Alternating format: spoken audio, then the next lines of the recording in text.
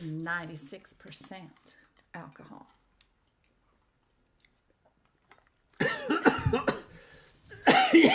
Classy stuff. You'll get used to it. Oh. Yeah, we're rolling, by the way. Oh. Hello, Tampa. Today I'm excited that we have such an interesting guest in the studio today. I would like to introduce you to Mr. Zac Zipper, who is an independent Olympic athlete just returned from the Rio Games. Welcome, Zac. Hello, DJ. Thanks for having me in your studio today.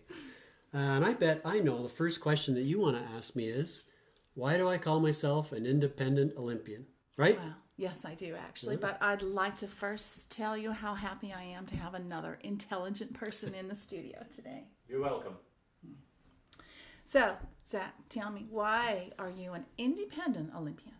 Yes, well, I call myself an independent Olympian because I failed to qualify for any of the U.S. Olympic teams. Oh, that's too bad. Is it because of your age? No, not at all. Actually, age doesn't play much of a role anymore in Olympic qualifications. Well, it does play a role in the qualification process. It's like everything else these days. Money and connections. Did you know that an Olympic athlete can bring up to 50 pounds of luggage into the country that's hosting the games? And it can be anything, if you know where I'm going with this.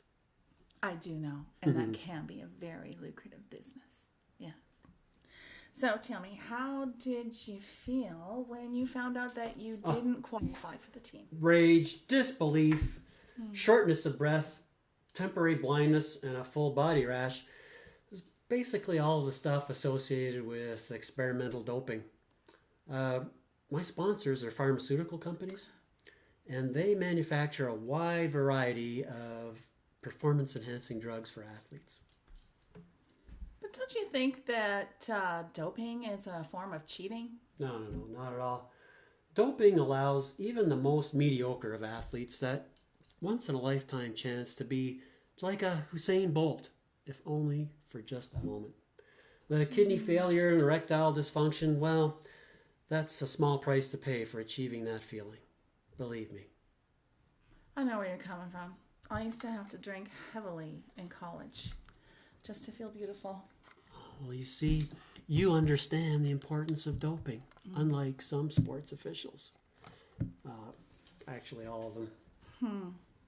So, what sport are you actually doing right now? I'm a Zac? sprinter. Oh, a sprinter. I love sprinters. I wish I knew how to sprint. Then I wouldn't have these 6 ugly scars on my leg. Stupid pit bull. It's a good thing I had a gun. Oh my God. So, are you from Tempe, Zac? No, I'm from Salem, Massachusetts. Oh, are you originally from New England? I'm one of the original descendants of the original pilgrims that landed in America on the Mayflower. That must be exciting, knowing that your ancestors were the first settlers in America. Yes. Well, actually, not all of them settled. Some of them had to go back to Europe. Why? Well, they had to return the ship back to the original location that they rented it from. What? Yeah. You returned they returned the Mayflower? Where? Where? Well, the budget rent a ship, of course. Okay. So you said they. I assume they are a few of your ancestors. Yes, well, my great-great-great-great-great-granduncle was one of the first Americans ever deported from America. Tax fraud. You know. Yeah, I know tax fraud. I know tax fraud charges too. I know it 3 times already. Yeah, well, we've all been there. New England, I mean. It's a 2,600-mile journey from Salem to Tempe. Did you drive that whole way? No. I'm a sprinter, DJ. I sprinted all the way here, 100 meters at a time. And it was a long 6 years.